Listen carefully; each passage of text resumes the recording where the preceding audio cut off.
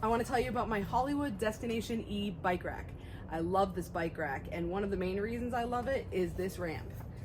I've tried many different bike racks that have ramps, and this is the most sturdy and intense one that I've ever used. You can see like it is not bendable, but one thing it does do that I just love is it gets smaller. It doesn't have a place to store this on the bike rack, which I would say is maybe the only downfall that I could honestly think of for it. But it stores small enough that I can put it inside my car, in the trunk, in the back seat, wherever, store it. And then when I get to my destination, I can roll it back off. I have an 80-pound bike, 80 pounds. It's a big bike, and trying to muscle it up onto a bike rack is really hard. Especially right now I have it on my RV, and it's higher than a car, obviously. So having to lift it up that much more is hard. So having a bike rack that I don't need to do that with has just been amazing. Let me show you a few other things that I really like about it. Okay, so a lot of bike racks have these arms, which is pretty standard. One of the things I like about this one in particular is that you can unclamp this so it's not tight on it anymore, and then you can pull it off. So this pushes in and that opens the clamp. See, it's open, and you can move it.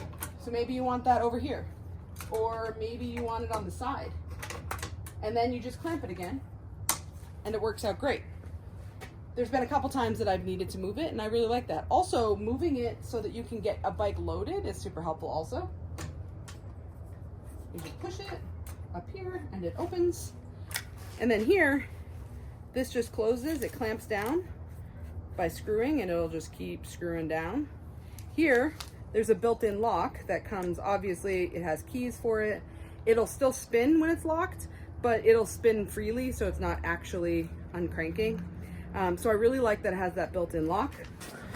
This has a feature that I've never seen before, which is this. So you tighten it down, and as you tighten it, there's a bar that pushes up against this pin, which allows for no give. Look at this, it does not move. There's no rattle, no problem. I've never seen that before, and it's amazing. It can fold both up and down. So you want it to be able to fold up so that, especially if you're on a lower vehicle, it's not in the way. You fold that down first, and then you push that up, and now it's not in the way, which is awesome. But sometimes you want to fold it down because maybe you have this attached to a car with a hatchback. So let me show you that. This goes back up, and then in here there's this, and you loosen that bad boy up, and that folds out of the way, which allows you to tip this down.